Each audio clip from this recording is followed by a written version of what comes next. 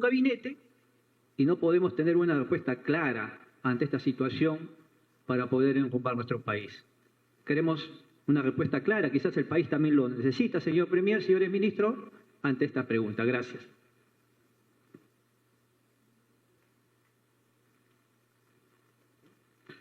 Fernando, me parece que hay dos preguntas. Una vinculada a la posibilidad de que detrás de estos lamentables sucesos exista un interés político, y una segunda respecto de la actuación de los servicios de inteligencia y contrainteligencia. ¿Es correcto, Fernando? No. Con relación a la primera pregunta, yo me sentiría no solo decepcionado, sino también indignado si pudiéramos comprobar que estos lamentables sucesos han tenido un propósito político. Quisiera pensar que no. Sería terrible solo creerlo. Nosotros estamos siguiendo la tesis que se trata de crímenes propios de organizaciones criminales. Crímenes de organizaciones que están operando en el marco de la minería ilegal y que actúan no por consignas políticas, no por consignas ideológicas, sino solamente buscando su interés económico. Y con relación a la labor de inteligencia y contrainteligencia, nosotros estamos operando en la zona. Nosotros estamos operando en la zona. Esto nos ha permitido, entre otras, algunas capturas importantes. Lo había dicho nuestro ministro del Interior, el día 2 de mayo se captura a un individuo en Lima que poseía una de las armas que pertenecían a uno de los 13 trabajadores asesinados. Se han capturado a 2 personas más recientemente y esta es labor de inteligencia también. Entonces, hoy día se está haciendo inteligencia estratégica, inteligencia operativa, y nosotros esperamos que en el marco de la declaratoria de estado de emergencia, ya con la información que se tiene, podamos dar golpes puntuales a los individuos integrantes de estas organizaciones criminales. El señor ministro del Interior, por favor, va a ampliar la respuesta. Gracias, señor Premier. En la época del terrorismo, solamente existía una palabra: inteligencia. Y también había contrainteligencia, pero hubo algo muy importante que nació, marcó una historia en la historia policial y marcó una historia para que sea copiado en todo el mundo. El GI, el Grupo Especial de Inteligencia, quien fue que después de 2 años de creado capturó a Abimael. Pero los de inteligencia no podían capturar.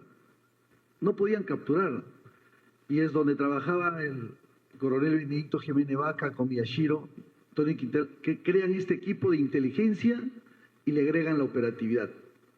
Por eso que hoy día ustedes escucharán la inteligencia operativa, pero la inteligencia operativa tiene que ir ¿cómo? O sea, tú no puedes tener un equipo de inteligencia operativa si eso no tiene una inyección económica, logística y prepararse, porque es todo un proceso. Hoy, por ejemplo, este problema de hoy día no lo tenía antes la inteligencia operativa del Grupo GI. Hoy en día ya tiene que estar en tecnología, hay un código procesal, hay diversos agentes encubiertos, hay diversas maneras, pero que guarda el fondo, la crema es la inteligencia operativa.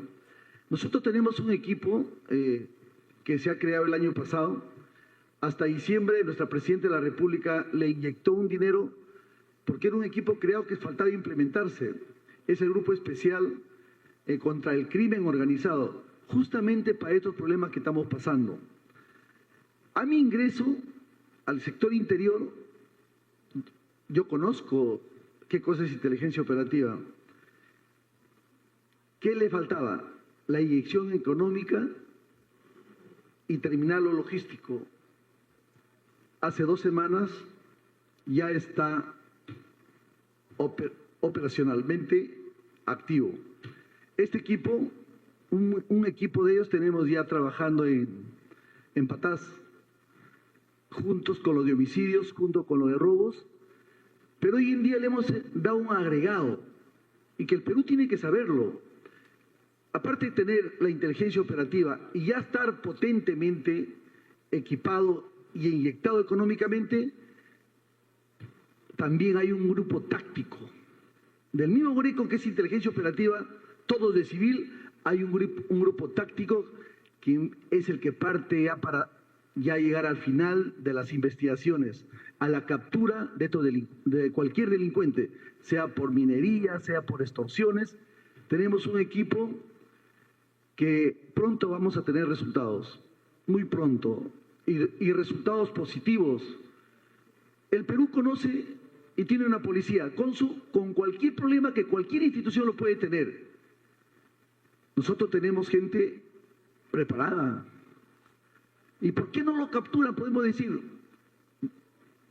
ya les aclaré, pero lo voy a volver a aclarar. ¿Para qué? Hay procesos. Ahora tenemos carpetas fiscales.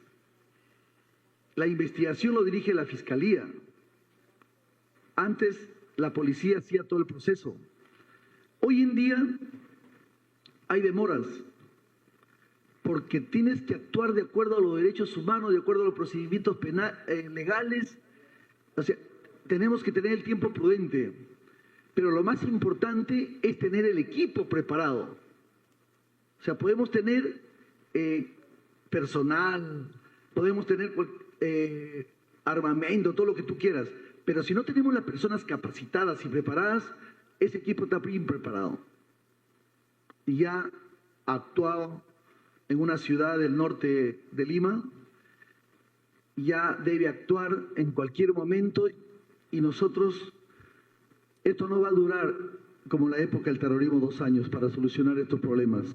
Y yo les pido a todo el Perú un poco de paciencia y solamente tenemos que unirnos, porque tenemos que unirnos. Los países que derrotaron sus problemas se unieron y Perú fue uno de los principales y ejemplares países cuando derrotamos al terrorismo. Hay otros países que hasta ahora no derrotan, lleva más de 60 años. Con eso quería hablarles de lo que era inteligencia operativa, señor Premier. Muchas gracias, ministro. Siguiente pregunta, por favor. A continuación, María Elena Guayasco, de TV Perú. Buenas tardes. Ministro, quería consultar respecto a las medidas que está tomando el gobierno en la lucha contra la minería ilegal. ¿Qué va a pasar con el Reinfo? Porque especialistas sostienen que a través de este sistema varios mineros de manera informal, ilegal, están haciendo actividades irregulares, y considerando también que a fines del mes de junio culmina la ampliación y vigencia de este registro de mineros informales. ¿Qué va a pasar? Y también qué va a suceder con el proyecto de ley MAPE que envió el Ejecutivo al Congreso. ¿Va a pedir que se apruebe antes de que se culmine con la vigencia del Reinfo? Señorita, muchas gracias. Entendí que usted pregunta sobre el Reinfo y sobre la ley MAPE, ¿verdad? Señor ministro de Energía y Minas, por favor. Gracias, Premier. Bien, miren, aquí tenemos que diferenciar dos rutas que van en paralelo. La ley que rige la pequeña minería y minería artesanal es del año 2002, completamente superada por la realidad. Necesitamos una nueva ley que rija el ejercicio de la pequeña minería y minería artesanal en el Perú. Quienes promulgan leyes, o mejor dicho, quienes elaboran leyes y las aprueban para que el Ejecutivo las promulgue, el Congreso de la República. En donde se realiza este trabajo intelectual de formulación de leyes en las comisiones que corresponden. En el caso de la pequeña minería y minería artesanal, corresponde a la Comisión de Energía y Minas del Congreso de la República. Ellos son los que están elaborando entendemos, un proyecto de ley que renueve y reemplace a la ley vigente, que es la del año 2002, totalmente superada por la realidad. Muy bien, este trabajo se está realizando. El Ejecutivo presentó una propuesta de proyecto de ley en noviembre del año pasado, pero no es la única. Hay 5 o 6 proyectos de ley presentados por distintos congresistas de distintas bancadas con distintos intereses que están también en la Comisión de Energía y Minas del Congreso. Entendemos que la comisión tendrá que evaluar los pros y los contras de todas estas propuestas de ley de las que dispone, hará la acumulación correspondiente y propondrá un proyecto de ley que permita realizar la labor de la pequeña minería y minería artesanal bajo otras condiciones reales, condiciones que realmente promuevan este subsector de la minería peruana, lo impulse, lo promueva, lo ordene y permita que esta actividad se desarrolle con normalidad en el marco de la ley y de la formalidad. Eso es lo que esperamos. La Comisión de Energía y Minas del Congreso ha creado grupos de trabajo, nosotros participamos cada vez que somos convocados, participamos de esas reuniones y esperamos que en los próximos meses realmente tengamos disponible finalmente un proyecto de ley que pueda ser elevado al Pleno del Congreso para su aprobación. Eso es lo que esperamos de la Comisión de Energía y Minas del Congreso. Cuentan con todo nuestro apoyo y nuestro respaldo técnico. Nosotros les hemos ofrecido un proyecto de ley que tendrán que ponderar junto con los otros que tienen a disposición. Cualquier tema técnico, por supuesto, estamos listos para dar el soporte que ellos requieran, con mucho gusto. Muy bien, esa es una línea de desarrollo, pero hay la otra, que tiene que ver con la formalización. Esa sí es una tarea propia del Ejecutivo. ¿Cómo formalizamos? Entonces, la ley que se ha promulgado el 27 de diciembre del 2024, creo que es la 32213, es una ley que tiene que ser reglamentada. El reglamento ya pasó, ya está elaborado y ya pasó por las distintas comisiones del Ejecutivo. Estamos elaborando la última versión porque hemos recibido de los sectores distintas observaciones. Estamos elaborando la última versión de este reglamento. Esperamos que podamos publicarlo en el Diario El Peruano en los próximos días y con eso se cumple uno de los 3 mandatos de la Ley 32213 del 27 de diciembre de 2024, que es recuperar las competencias para formalizar. En este momento las competencias están descentralizadas en los gobiernos regionales.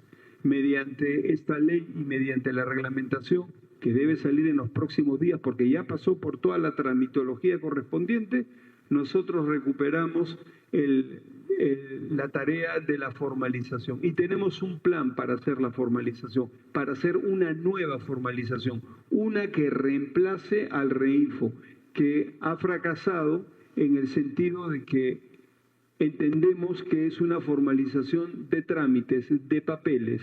Es una formalización que no incentiva ni motiva a nadie a formalizarse.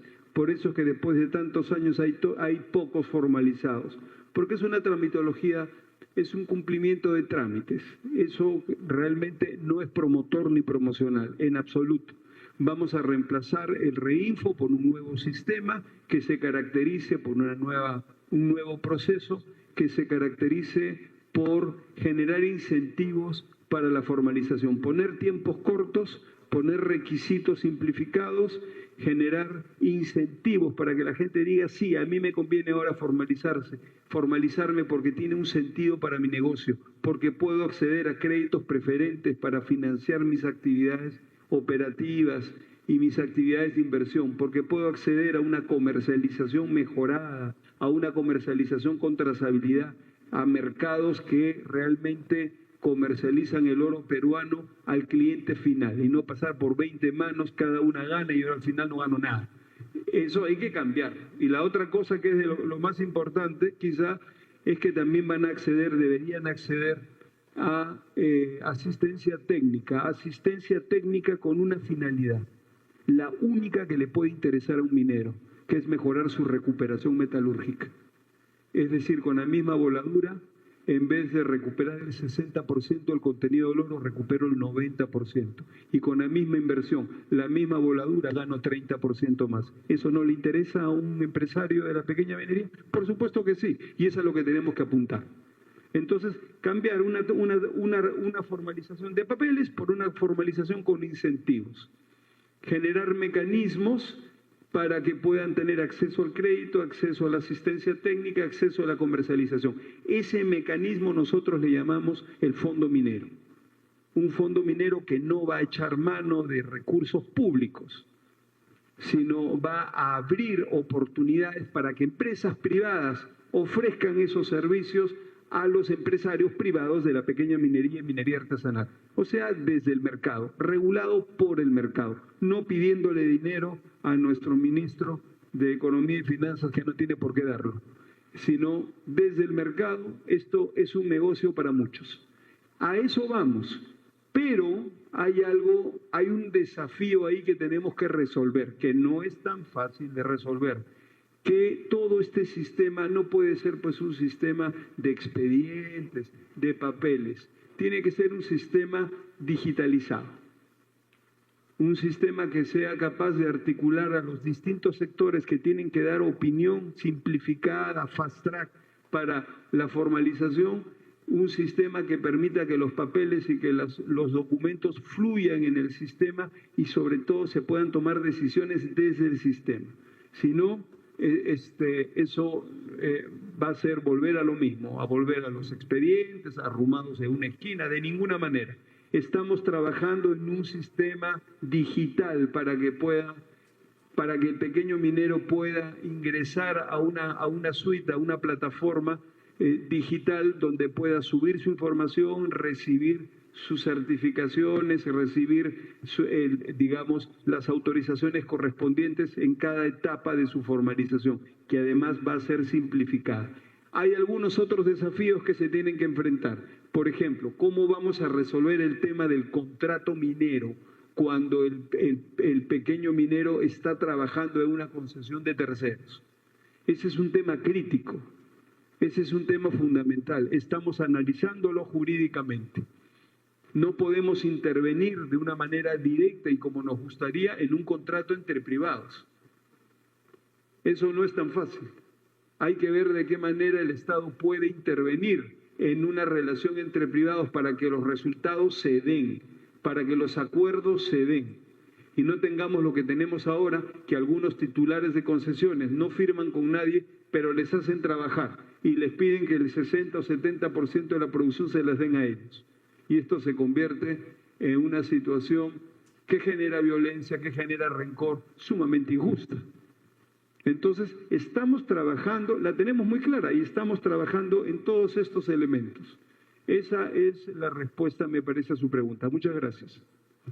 Muchas gracias, ministro. Siguiente pregunta, por favor. A continuación, Álvaro Cisneros, de Panamericana. Señores ministros, buenas noches. La consulta es para el ministro de Economía, el señor José Salardi. Buenas noches. Hace unos momentos el señor Valdivieso indicó de que le corresponde al Ministerio de Economía analizar y determinar la compensación económica para el puesto de presidente de la República. Ya se ha conocido un documento del Ministerio de Economía y Finanzas donde se determina que el puesto de presidente de la República debería tener un monto ascendente a los 35.000 soles. En concreto, para que los peruanos entiendan, ¿se le va a aumentar el salario a la presidenta de la República en esta gestión? Y si es así, ¿por qué ese monto? Y si es adecuado hacer ese análisis y esa decisión en este momento de crisis absoluta en el país en cuanto a la seguridad ciudadana y crisis política también que existe. Muchas gracias. Adelante, ministro, por favor. Muchas gracias, Premier.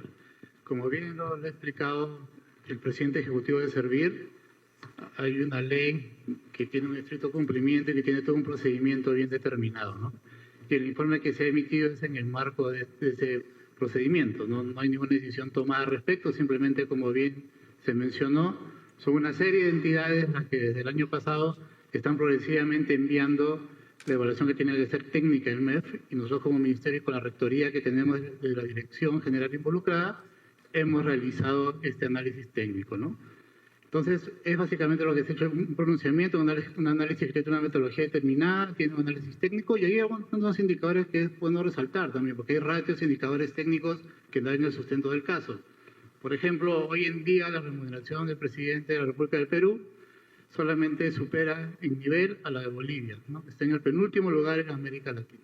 Pero si uno mira internamente, un punto que hay que tener en cuenta, y al margen de lo político hay que técnicamente discutir este aspecto, hace más de 10 años se tomó la decisión de hacer un recorte sustancial de la remuneración presidencial. Y todos tenemos que tener bien claro que el presidente de la República es el jefe supremo del Estado, es el personaje que tiene una responsabilidad sobre sus espaldas muy fuerte y que guía el destino del país.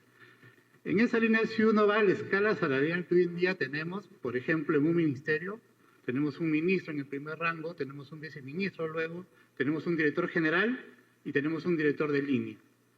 Y la remuneración de un presidente de la República, tal como se estableció en su momento, equivale a la de un director de línea, al cuarto rango existente. Entonces, hay un tema técnico que hay que discutir de ahora y hacia el futuro. Como yo digo, el Ministerio ha hecho el pronunciamiento técnico en base a lo que le corresponde, en estricto cumplimiento de la ley y del procedimiento que se establece. No hay una decisión tomada al respecto, y también la normativa lo marca muy claro, hay todo un procedimiento que tendría que pasar hasta por el Consejo de Ministros. Nada de eso se ha discutido hasta la fecha y simplemente lo que tengo que precisar, ¿no? Gracias. Permítame, por favor, agregar solamente un par de líneas a lo dicho por el ministro de Economía y por el director del Servir. Miren, todos los que estamos en esta mesa, todos ganamos más que la Presidenta de la República. Todos. La Presidenta de la República, con la remuneración que actualmente tiene, cobra aproximadamente lo que un director general de cualquier ministerio, teniendo las responsabilidades de Estado que ella le asisten, ¿ah?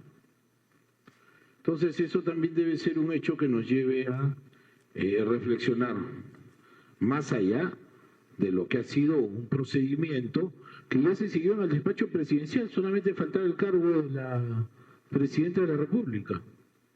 Y todas las entidades del aparato público nos vamos adhiriendo a servir progresivamente. Conforme se van dotando los recursos presupuestarios, las entidades vamos migrando. Solo eso. A ver, sigamos por favor. Siguiente pregunta de Michael Sánchez de Best Cable. Señora, ¿cómo está? Buenas noches. Precisamente la pregunta para usted.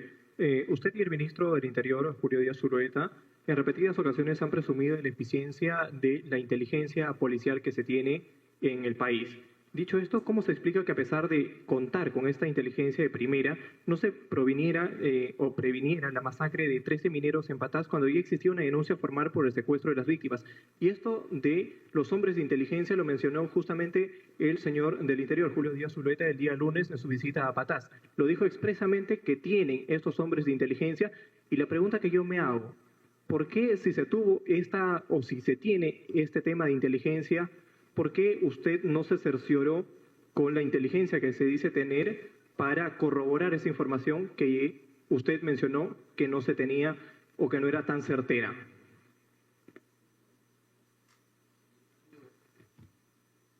Me parece que usted también estuvo en la sesión de la conferencia de prensa de la semana pasada con nosotros. Bueno, pero aquí hay varios de sus colegas que estuvieron en esa sesión. Y al momento que damos la respuesta a la pregunta que se nos hizo, yo incluso reviso mi teléfono y compruebo que desde Minera Poderosa se nos dice a nosotros: no son nuestros trabajadores, no hay ninguna denuncia, no tenemos ningún contrato. Y esa es la información que yo en ese momento, un miércoles como es hoy, hace una semana, doy, y la doy frente a ustedes. Con posterioridad nos enteramos de que el día 29, es decir, el día anterior a esas declaraciones, a las 22:43 de la noche, en Huamachuco, se había presentado una denuncia verbal dando cuenta de una desaparición. Nunca se habló del secuestro, nunca se habló de lo que luego se especulaba, eran 4 millones para un rescate y todo eso. Lo que yo quiero decir, y esto por enésima vez lo digo, en ese momento nosotros, ante una pregunta en vivo como la que usted me hace en este momento, yo respondo con la información que tengo en ese momento. Y esa es la verdad. Luego trasciende y ya viene informándonos de qué es lo que ha ocurrido con los días posteriores. Ni siquiera ocurrió el primero ni el día 2, fueron días después.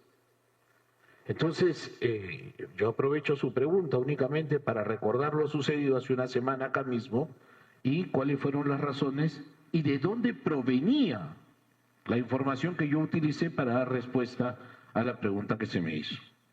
Y con relación a la inteligencia, mire usted, esto como cualquier otro ejercicio requiere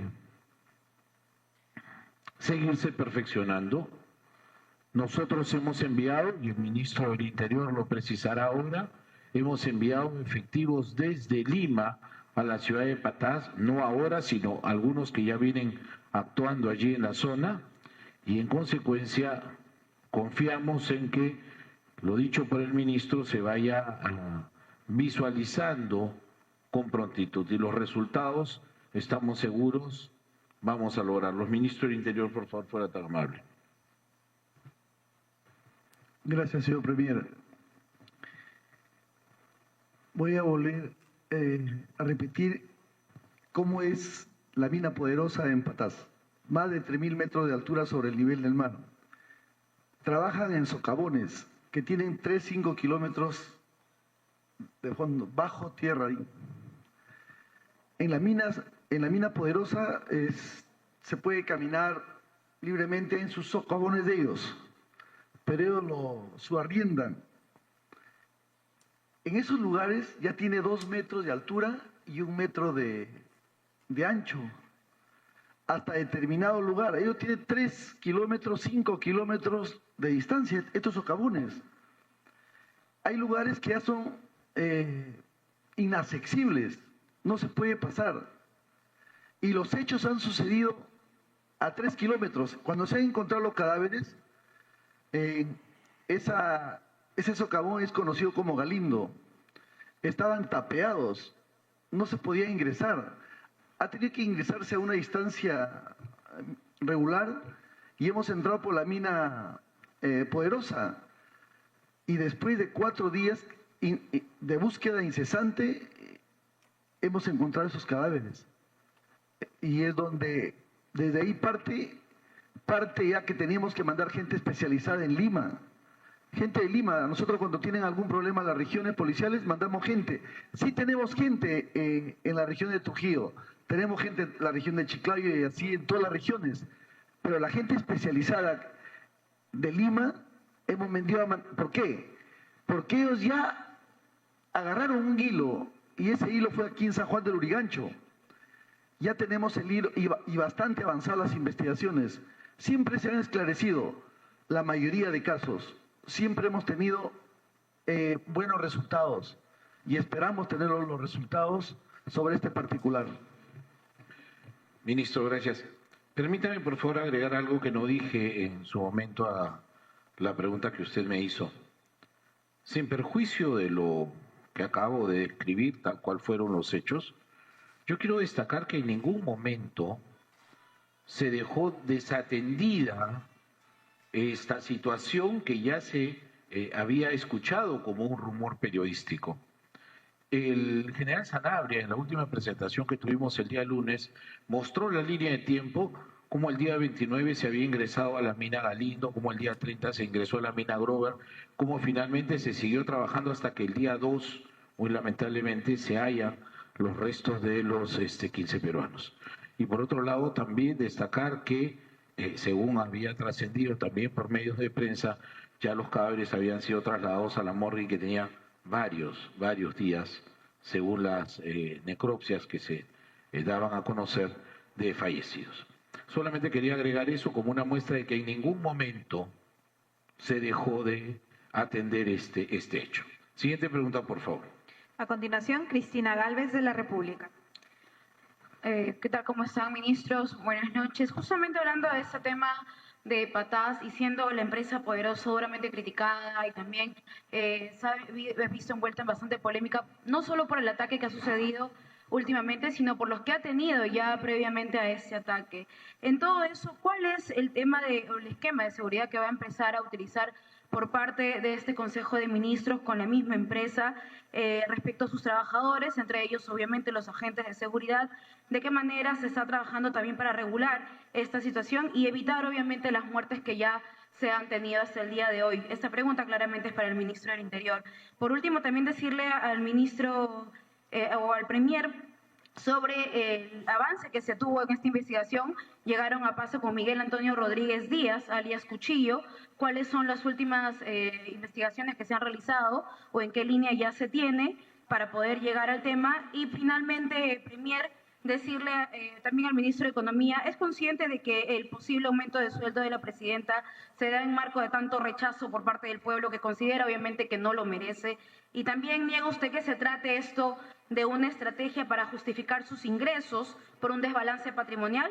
Por último, ¿están usando ustedes la ley Servir para...?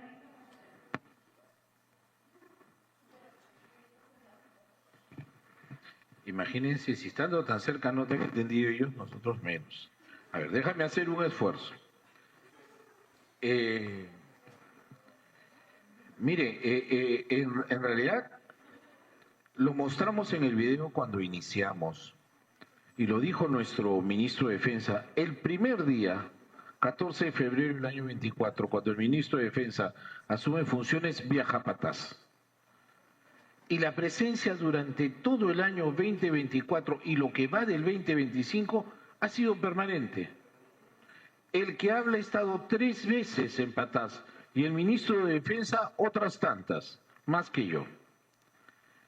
Hemos desarrollado los operativos que ustedes han visto, prácticamente en 10 meses 33 operativos, eso te da un promedio de casi 3 operativos mensuales y no más, con la cuantía en millones que se indicó ahí que supera los 130.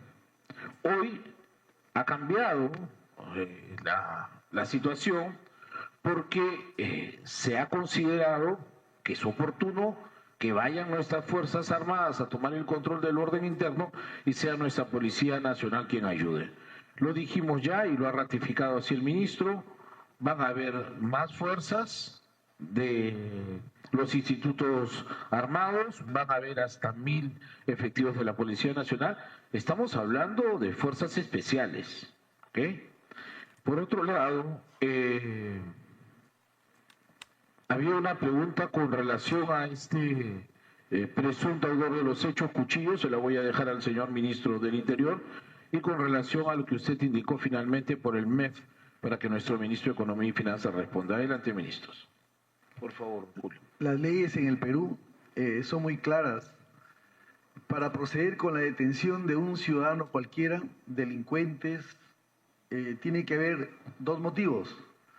Uno, cuando por mandamiento escrito del juez, y el segundo es cuando hay flagrancia. Flagrancia, en el momento que se está cometiendo hay un tiempo. Y cuando ya pasa el tiempo prudencial para la detención, vienen las carpetas fiscales cuando se piden las detenciones preliminares y podemos hacerlo en el tiempo que las investigaciones avancen y los encontremos las pruebas. Ya Cuchillo, dentro de las investigaciones del equipo especial que tenemos, ya sale su nombre porque ya dentro del proceso investigatorio, que ya pasaron la flagrancia y no hay un mandamiento escrito del juez porque todavía nadie se determinaba quiénes pueden participar. Ya tenemos un hilo de investigación, como le expliqué, y es por ahí donde ya va a salir, seguramente que vamos a tener las capturas de estos delincuentes y deben estar donde deben estar, que es la cárcel. Y hay que esperar los resultados. Y vamos a intervenir y a partir de pasado mañana llega el comandante general a Patás con 1000 efectivos policiales y el ejército llega con su personal y nos va a ayudar estas acciones restrictivas que van a haber, nos va a ayudar mucho porque es bien difícil e inaccesible, pero con esto vamos a identificar plenamente a todos los trabajadores, a todas las personas que están en el lugar.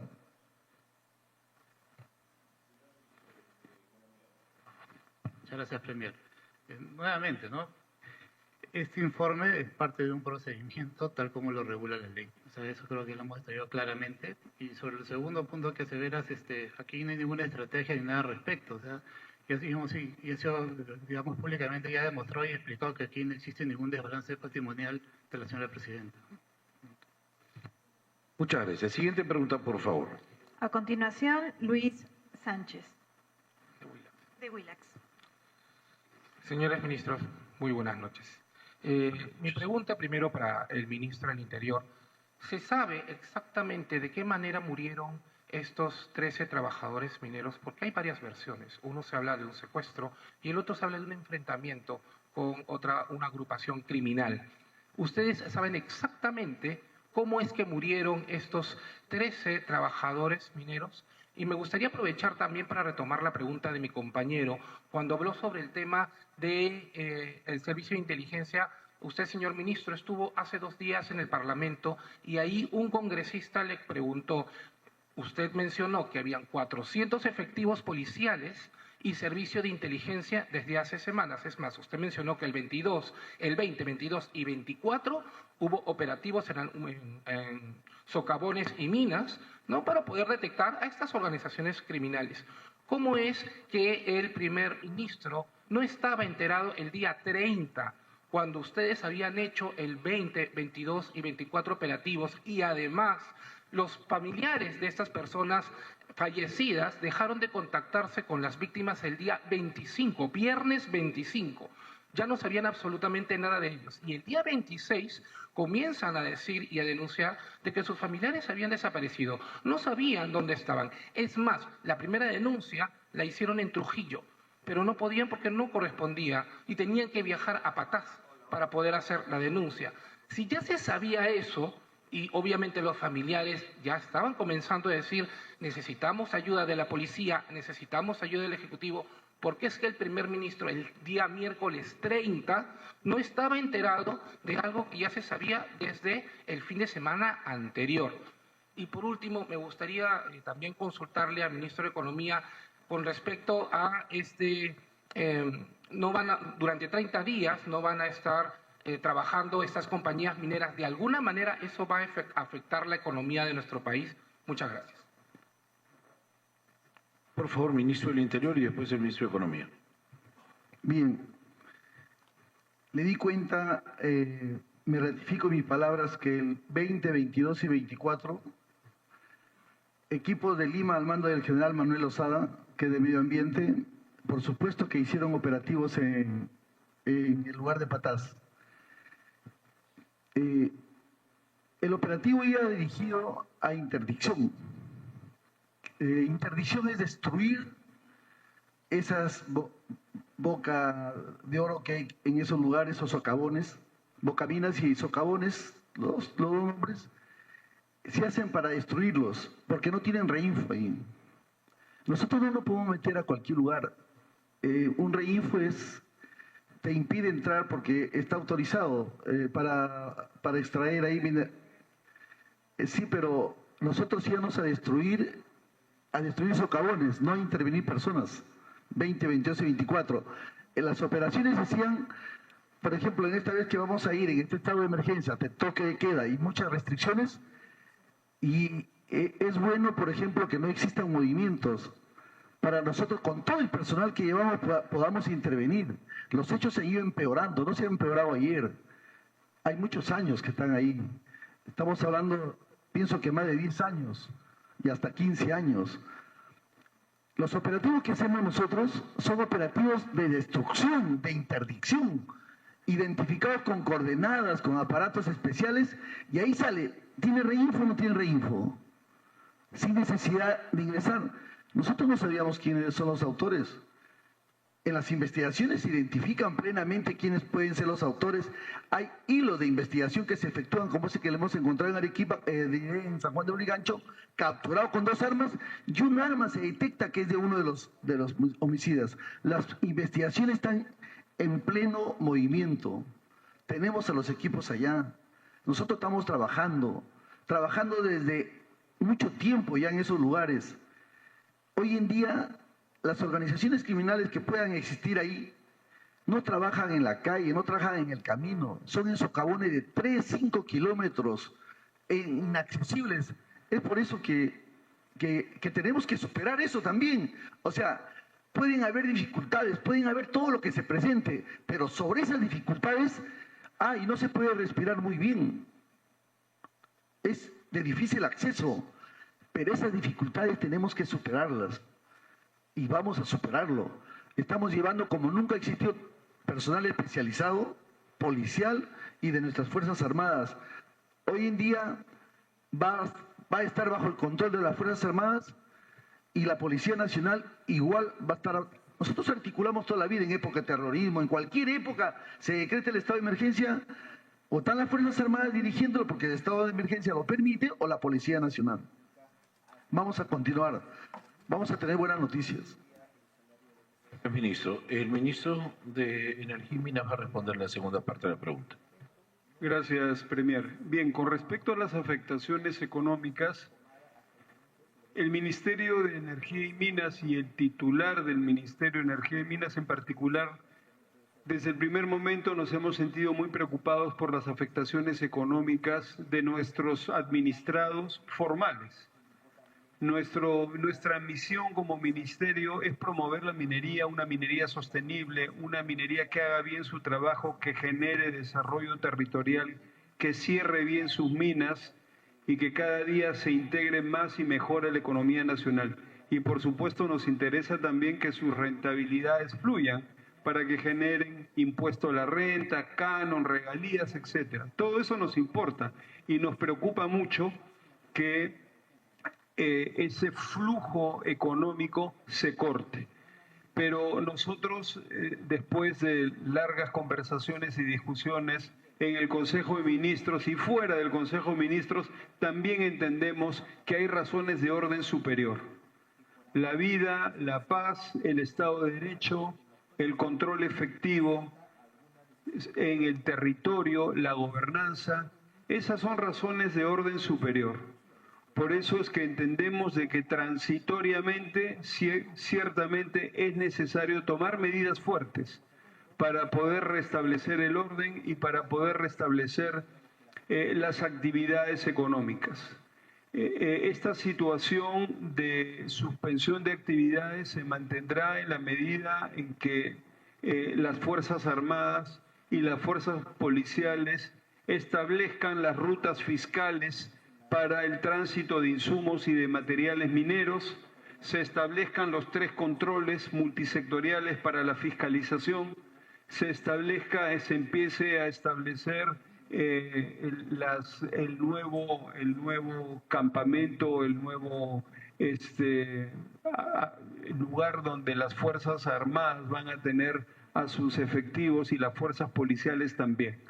Y cuando se dé el proceso de exclusión de los reinfos suspendidos.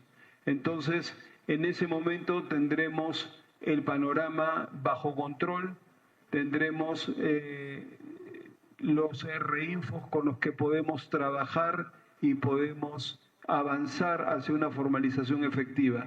Eso es lo que tenemos ahora.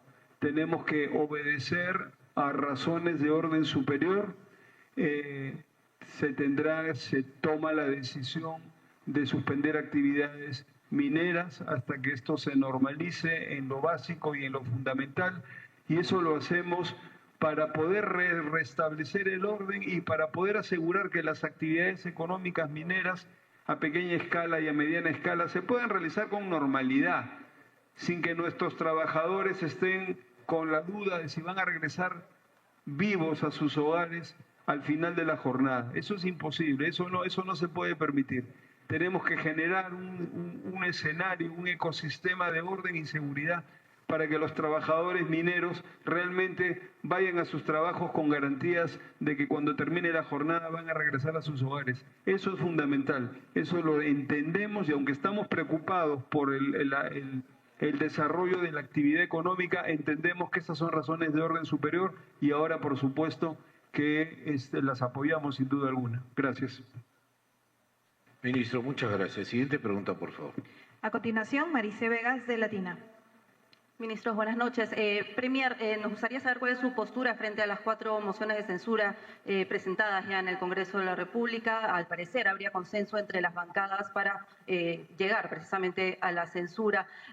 ¿Ha pensado usted en dar un paso al costado? Y una muy corta, ¿es posible que la Presidenta de la República decline de recibir un sueldo tan elevado?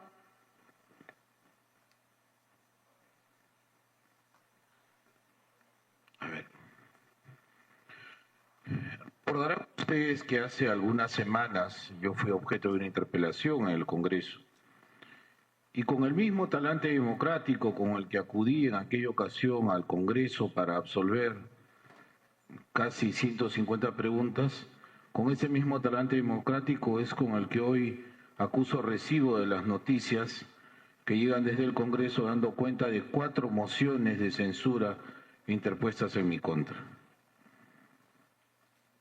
Yo tengo en este oficio muchos años y no recuerdo que en ningún caso a un premier se le hayan presentado 4 mociones de censura simultáneamente. A Jimmy, que lo veo por ahí, que hace pasos perdidos en el Congreso, probablemente recuerde algún suceso parecido. Yo la verdad no tengo memoria de que esto haya ocurrido antes. En todo caso, no me gusta hacer historia de los anales parlamentarios por un hecho como este. Pero en mi condición de presidente del Consejo de Ministros y de demócrata, acepto, por supuesto, estas decisiones de diferentes bancadas y confío en que en los días próximos vamos a poder tener oportunidad de dialogar con estas bancadas y ojalá logre persuadirlos acerca del trabajo que estamos haciendo, de las actividades de trabajo y de la conveniencia de trabajar juntos por la gobernabilidad. En un momento como este, en el que el país es asolado por el crimen organizado, en un momento como este, en el que tenemos a la delincuencia urbana azotando nuestras calles, es cuando más unidos debemos estar.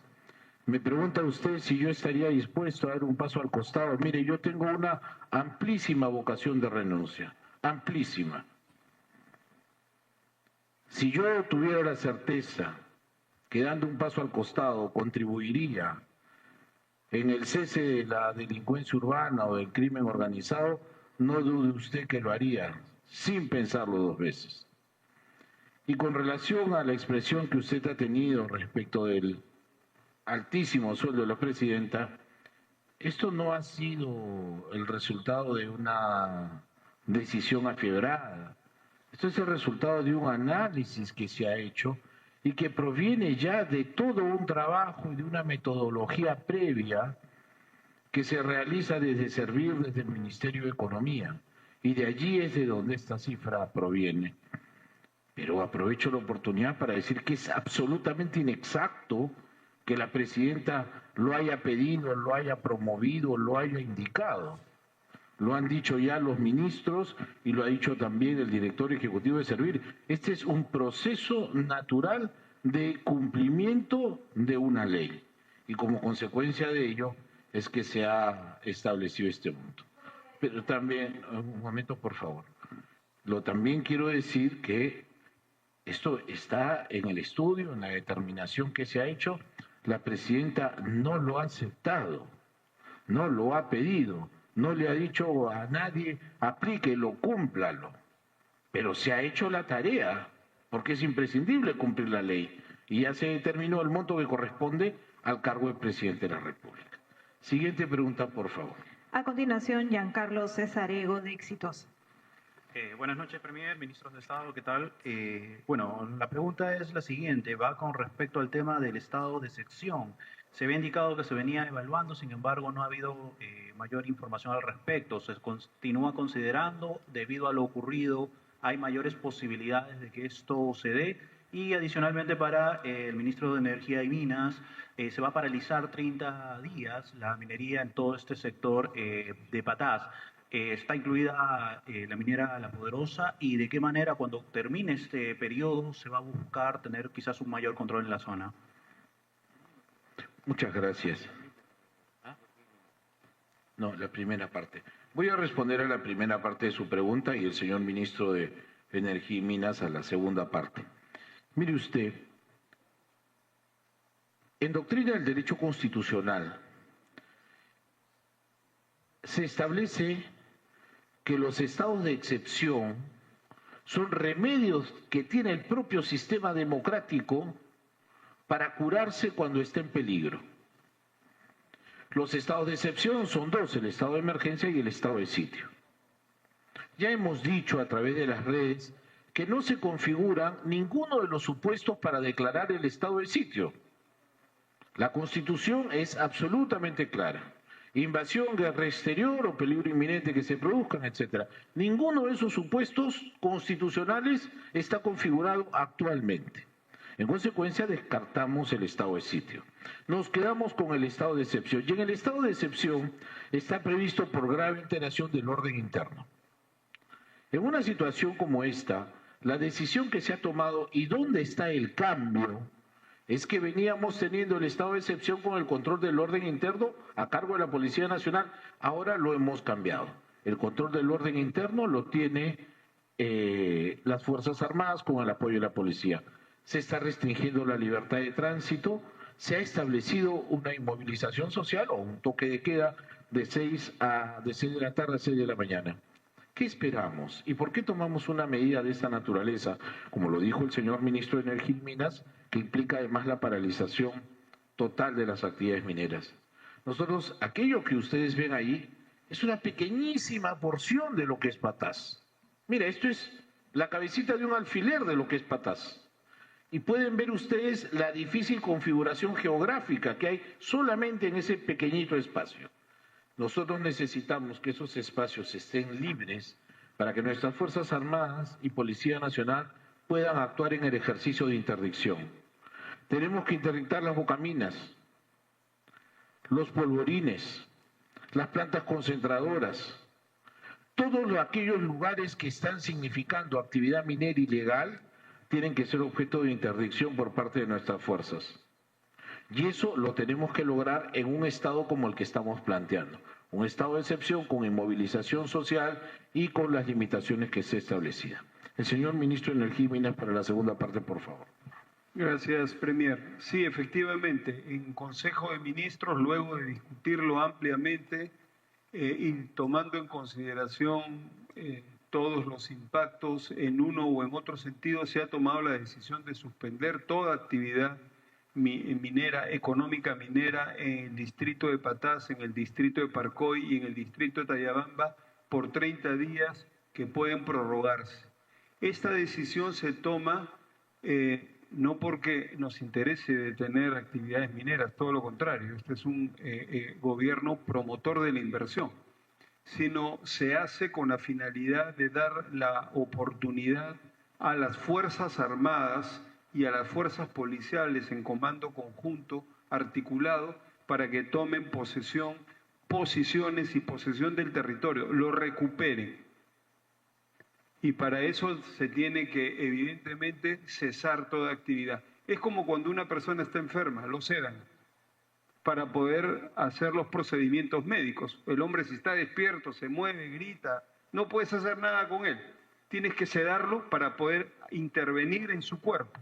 Igual, tenemos que cesar las actividades en el territorio para poder intervenir. Es muy lógico que hay impactos en el flujo económico, por supuesto que hay impactos en el flujo económico, pero eso es una consecuencia, un resultado indeseado, pero que es absolutamente necesario para poder realmente callar el territorio y poder intervenir en él. ¿Para qué? Para devolverle la seguridad. ¿Para qué? Para que la minería pueda desarrollarse de una manera segura, adecuada y pueda progresar. En este momento lo que tenemos, esa foto se tiene que leer, esa imagen se tiene que leer bien. Eso es un batolito de oro, de proporciones gigantescas, geológicamente. Y ahora usted tiene que la onza de oro está en casi $3.600. ¿Y cuánto es el costo de producción para una persona que trabaja una minería a esta escala? La producción por onza de oro no debe llegar a $1.100 y le están pagando 3.600. Evidentemente se meten miles mañana corriendo. Y esto es un desorden total. Y no solamente en Patás, está sucediendo también en otras regiones del Perú. Entonces se ha tomado la decisión de tomar control de esta situación en Patás y en cualquier otro lugar del Perú donde se presente esta situación anómala, producida por un precio anómalo, totalmente expectaticio, que responde a la inestabilidad internacional. El oro es reserva de valor. Y cuando hay inseguridad, la gente sale de los bonos del Tesoro norteamericano, sale el dólar y se va al oro. Está en 3.600, mañana estará en 4.000. Y el costo de producción es menos de $1.000. Imagínense ustedes, unas ganancias extraordinarias completamente anómalas. Sucede eso, pues. Eso es lo que pasa. Y se empiezan a matar entre ellos. Porque dentro de la montaña se hacen la cortada, una galería corta a la otra. Y cuando se encuentran abajo, ¿qué es lo que creen que va a pasar? Entonces se corta, se para, se ceda el territorio y el ejército ingresará galería por galería. Y tendrá que verificar quién está ahí. Y si es un reinfo suspendido, excluido automáticamente. Y si es un ilegal sin papeles, se va a donde se tiene que ir, a la cárcel. Esa es la única manera, no hay otra forma. No estemos con medias tintas en esto. Esta es una enfermedad grave que afecta ahora a Patás y puede afectar a todo el Perú. Porque tiene usted un motor de la ambición que es el precio, que está totalmente desbocado. Entonces, esto lo tenemos que ordenar. Es el deber del Estado y de su ejército ordenar esta situación y devolverle a los ciudadanos el derecho a una vida tranquila. No a ir a mi trabajo aterrado y de repente porque tengo que trabajar. Y de repente no regreso a mi casa porque me matan en medio del camino, a media jornada. No puede ser. Gracias, Premier. Gracias, ministro. Permítame agregar únicamente, porque he estado escuchando algunas versiones que tendrían que ver precisamente con eso. Miren, nosotros hemos hecho un ejercicio de ponderación y hemos enfrentado lo que puede significar un interés meramente económico versus lo que es el derecho a la vida, el derecho a la seguridad, a la defensa nacional. Nosotros consideramos que esos derechos, que esos valores, que esos principios se anteponen a cualquier interés económico. Y por eso es que se toma una medida que la entendemos racional y absolutamente proporcional. Cuando hayamos cumplido el objetivo propuesto, levantaremos la medida. Siguiente pregunta, por favor. A continuación, Stephanie Medina, del programa Contracorriente de Willax. Buenas noches, ministros. Mi pregunta va para el presidente de Servir o para el ministro de Economía, quien tenga bien contestarla. Si estamos hablando del tema técnico del incremento del sueldo de la señora presidenta de la República, en el sector público hay 1,5 millones de servidores públicos, exactamente 1.549.207. De estas, el 0.23, o sea 3.500, están en el régimen Servir. Entonces mi pregunta es, ¿por qué el ascenso, el incremento de sueldo de uno de los poquísimos servidores públicos, si es que no es el único, que tiene vivienda, arriendo, vestido y comida? Y para el ministro del Interior, si es que dentro de los informes de inteligencia tiene algún reporte de que la minera Poderosa contrata fuerzas paramilitares o parapoliciales para combatir a los criminales de la minería ilegal. Gracias. ¿Va a responder el director ejecutivo de Servir? ¿Tú también? El director ejecutivo de Servir, por favor, en primer término. Doctor Valdivieso, adelante. Ahora le preguntamos. Sí, con relación a la pregunta, como ya se ha señalado, el proceso de tránsito de las entidades a la ley del servicio civil responde a un proceso gradual, a un proceso progresivo, un proceso en el que, si bien es cierto, antes de la adopción del decreto legislativo 1602, habían pocas entidades, solamente 19 entidades habían transitado el régimen, es con la adopción del decreto legislativo 1602 en donde este proceso de tránsito de las entidades ha merecido un proceso acelerado al ser obligatorio, al exigir a todas las entidades del Poder Ejecutivo de presentar sus cuadros de puesto de identidad y continuar con este procedimiento para la aprobación de los cuadros de puesto de identidad. Son 158 entidades públicas que han presentado propuestas de CPE a lo largo de los últimos 10 años, particularmente entre el 2024 y lo que va del 2025, más de 130 entidades han presentado su cuadro de puestos de la entidad. Y eso va a significar que tengamos más de 100.000 posiciones que puedan generar el tránsito de los servidores a la ley de servicio civil. Un aspecto en el que hemos sido muy enfáticos en señalar es que el tránsito de los servidores, porque una cosa es el tránsito de las entidades, que es obligatoria, pero el tránsito de los servidores al régimen laboral de la ley de servicio civil, que procura un régimen con mejores compensaciones, es un tránsito voluntario. Los servidores del régimen 276, 728 y CAS tienen la posibilidad de poder transitar voluntariamente a este nuevo régimen si consideran que resulta más beneficioso. Es cierto también que el reglamento de compensaciones, que es el que regula las compensaciones de los servidores en general, con excepción de los titulares de la entidad, como he señalado, es un reglamento que data de hace 10 años.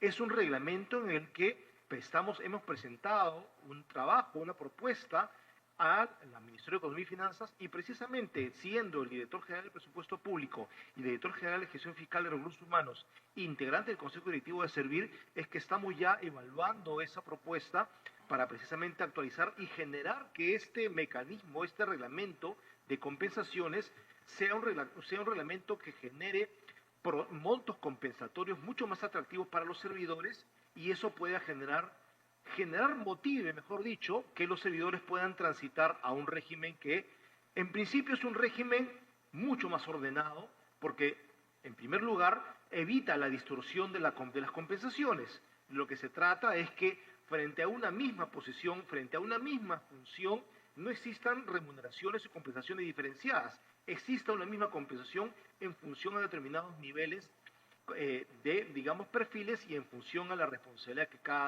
que cada servidor amerita, de acuerdo a la metodología y la valorización que establece este reglamento del año 2014, y que precisamente en articulación con el Ministerio de Economía y Finanzas estamos evaluando para su actualización. Gracias, Guillermo. La segunda parte de la pregunta con relación al Ministerio del Interior era sobre la inteligencia.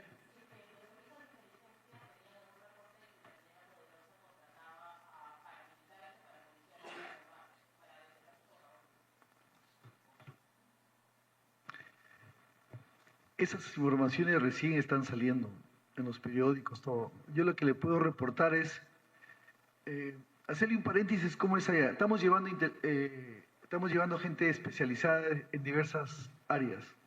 Estamos yendo 1.000 policías. El comandante general está yendo allá a comandar las operaciones. Estamos viajando, nuestro premier, nuestro ministro de Defensa, estamos viajando el día viernes temprano, porque ya la policía se está trasladando a partir de mañana, las Fuerzas Armadas para que se instalen a partir de pasado mañana, que son los 30 días, los nuevos 30 días de emergencia. La inteligencia, hay inteligencia predictiva, inteligencia operativa, pero que nosotros, que sí se puede haber tenido conocimiento, sí se tenía conocimiento que hay organizaciones criminales trabajando, pero ya le dije, pueden mirar ahí, yo le voy a decir que es un socavón, donde han sido las muertes. Ve esas carreteritas que hay, en el cerro usted le hace un socavón, es un hueco de 3 kilómetros a 5 kilómetros al fondo, inaccesible, donde han sido los hechos, inaccesible, para que nosotros estamos pasando videos, cómo es el lugar donde hemos recogido los muertos, todo, bien difícil de actuar. Es por eso que en este nuevo estado de emergencia que se ha detectado, hay más restricciones, hay toque de queda, suspensión de todas las actividades mineras, ¿sí o no? ¿Para qué? Porque nos va a permitir a nosotros hacer un trabajo de base de datos de todos los que están ahí. Ahí hay mineros formales, informales, ilegales, o sea, hay todo tipo de mineros. Y nosotros no gozábamos, o sea, con la minería ilegal no conocíamos su informalidad, y a la minería ilegal no se le va a permitir. Los reinfos van a ser actualizados. Ya nuestro ministro nos ha indicado cómo va a ser. Pero nosotros no, o sea, nosotros somos especialistas, ¿no? Somos policías que tenemos especialidades. Estamos yendo, todos los policías en diversas especialidades, estamos yendo tácticos, estamos yendo grupos de inteligencia, estamos yendo porque pensamos que esta es una de las mejores oportunidades, porque como te ha dicho o alguien preguntó por ahí, que va a haber pérdidas económicas, ¿sí o no? Va a haber en estos 30 días al no haber movimiento formal. Pero tenemos que primar las vidas. Acá es un problema de 15 años, no es problema de ayer ni antes de ayer. La Policía Nacional prestábamos seguridad por los caminos, ¿sí o no? O sea, se venían presentando casos, pero no de esta envergadura que ha sucedido. Si tenemos conocimiento de que habían seguridad adentro, ¿no? En el Reinfo dice que cuando te dan un determinado lugar, la mina da un determinado lugar a alguna persona para que pueda hacer las excavaciones, hacer sus actividades minerales, le piden como requisito que tenga seguridad. Ya, esos que están ahí entran 30 días y están adentro. Les pagan los que alquilan. Las minas también tienen su seguridad. Ya, pero para eso, esos 30 días se están restringiendo varias medidas. Vamos a establecer y vamos a comunicarles a ustedes todo lo que sucede. Para eso estamos nosotros acá, dando una conferencia, hacerlos conocer cómo es donde se está operando. Y no solamente el problema es ahí, el problema es casi en Madre de Dios, el problema es en Arequipa, el problema es en San Ignacio, el problema es acá. Acá usted va a preguntar, y sobre todo eso, sobre todas las necesidades de personal de logística, la Policía Nacional y las Fuerzas Armadas articulamos el poder de defender a nuestros peruanos. De verdad. Gracias, bien. Gracias.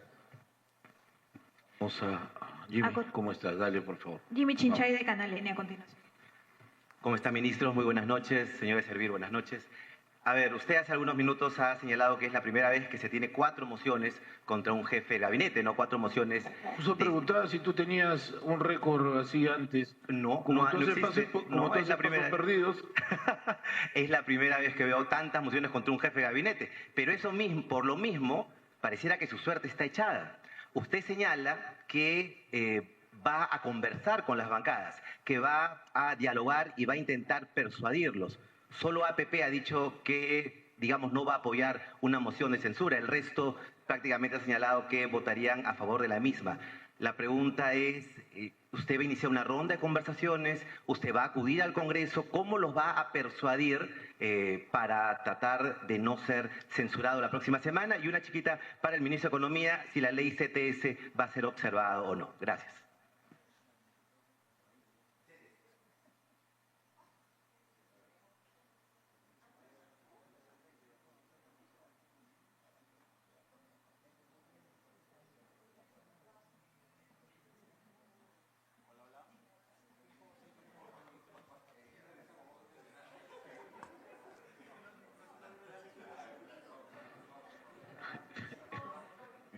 Gracias. ¿Qué dicen? ¿Qué dicen? Que estábamos en... ¿Qué pregunta? El cónclave.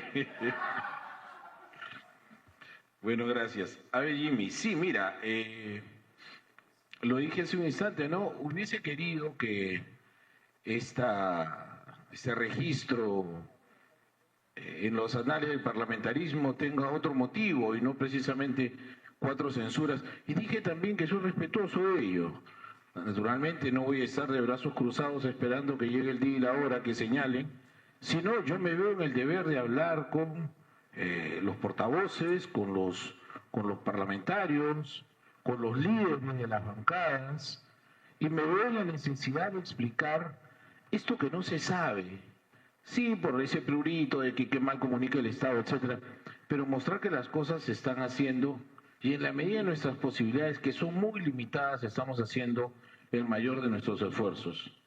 quiero decir también qué es lo que se está haciendo, qué tipo de medidas se han dictado, cuál es el objetivo que estas medidas persiguen. Y también, Jimmy, quiero compartir con ellos la preocupación que me genera, no mi salida o eventual censura, sino en un marco de violencia como el que vivimos, en este marco de inseguridad ciudadana, cuánto bien le hace al país y a la gobernabilidad que se genere por la caída del presidente del Consejo de Ministros una crisis ministerial y todo el gabinete tenga que renunciar como lo manda la Constitución. La recomposición de un nuevo gobierno obliga, entre otras cosas, a quien eventualmente pudiera asumir el cargo, tener que presentarse entre los 30 días al Congreso para emitir un voto de confianza. Imagínate tú, Jimmy, por un instante, que censuraba a Adriancén al entrante no le den la confianza. A partir de ese momento, la Presidenta de la República constitucionalmente puede disolver el Congreso. Pero no estamos en el último año, Jimmy, estamos en mayo. Entonces, fíjate, son 30 días que se tiene que presentar, porque a mí eventualmente esto se va a producir la próxima semana. Estamos en mayo, llegaríamos a junio, todavía hay tiempo. Entonces, pregunto yo, y esto a modo de reflexión, no de increpancia, ¿qué tanto bien le hace una coyuntura este tipo de prácticas? Espero que lo que digo ahora ante ustedes me pueda servir también de argumento al momento que esté frente a los parlamentarios, a los líderes de los grupos políticos, a los portavoces, y para mostrarles la plena disposición que hay de seguir trabajando. La voluntad es colaborar, la voluntad es seguir haciendo las cosas y mejorándolas progresivamente.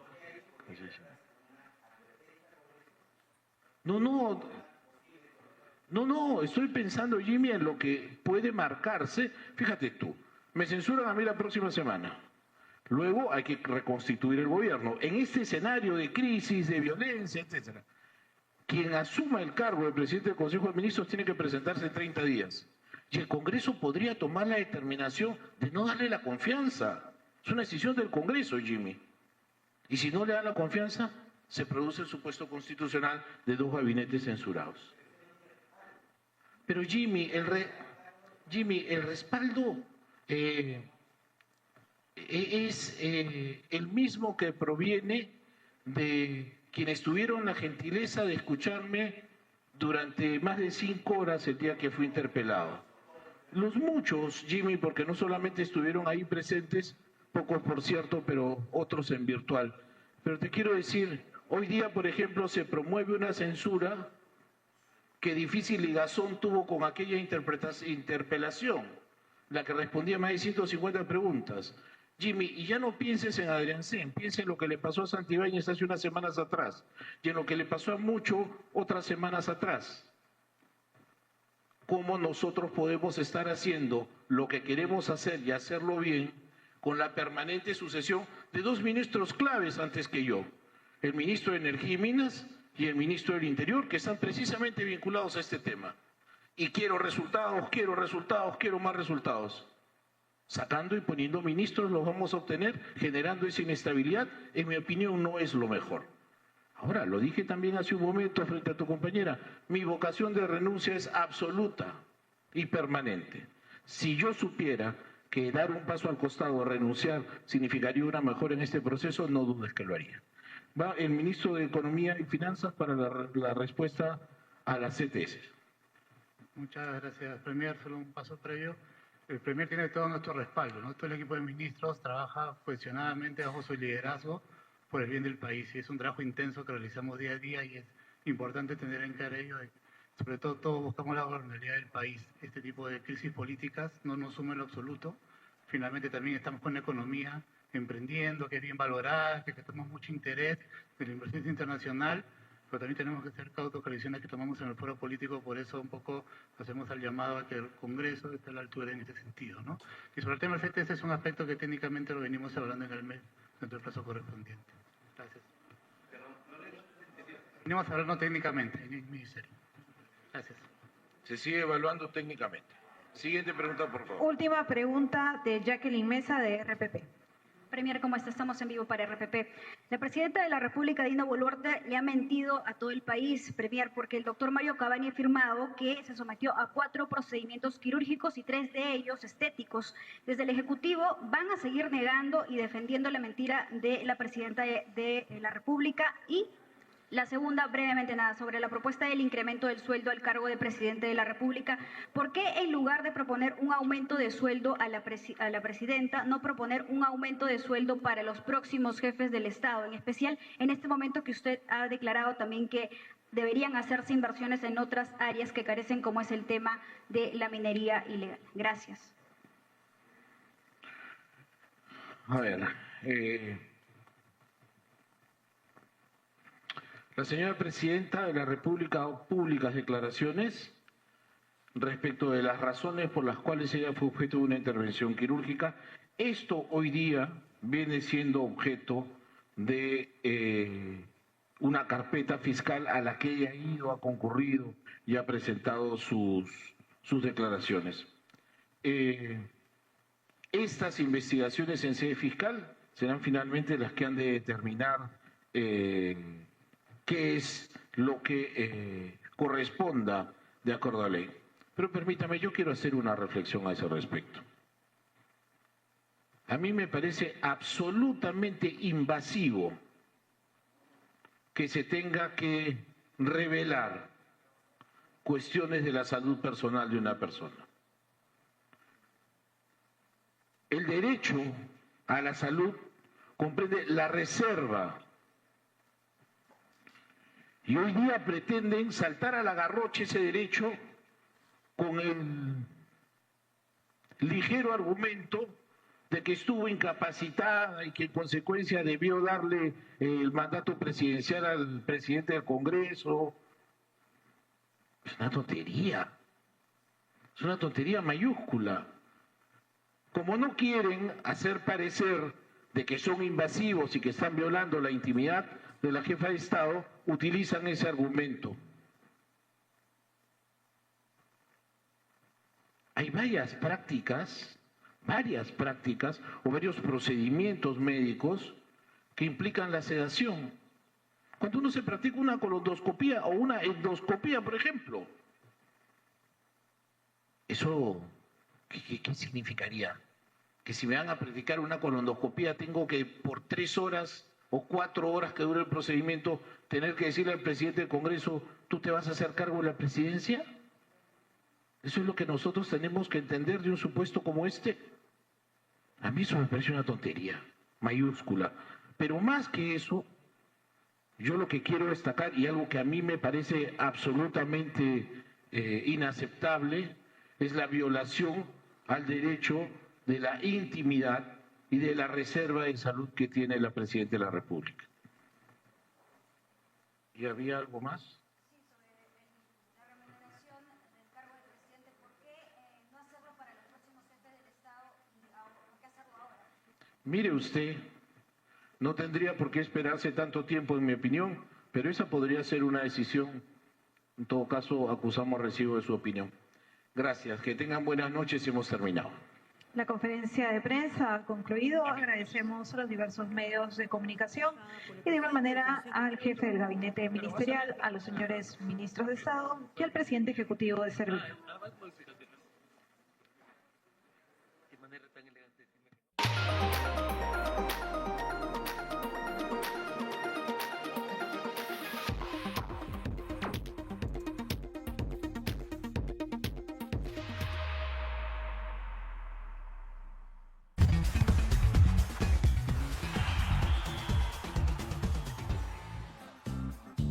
¿Qué tal? ¿Cómo le va? Muy buenas noches para todos. Bienvenidos a una nueva edición de Pared. Pepe, ¿cómo te va? Muy buenas noches. Hola, muy buenas noches. Ya tenemos finalistas en la Liga de Campeones. PSG y el Inter van a ser los cuadros que van a disputar este honor de llevarse la orejona. Perfecto. 31 de mayo en Múnich va a ser la final de la Liga de Campeones que pasamos a revisar precisamente. Ajá. El último boleto que finalmente fue para el Paris Saint-Germain, el equipo de Luis Enrique, en el Parque de los Príncipes.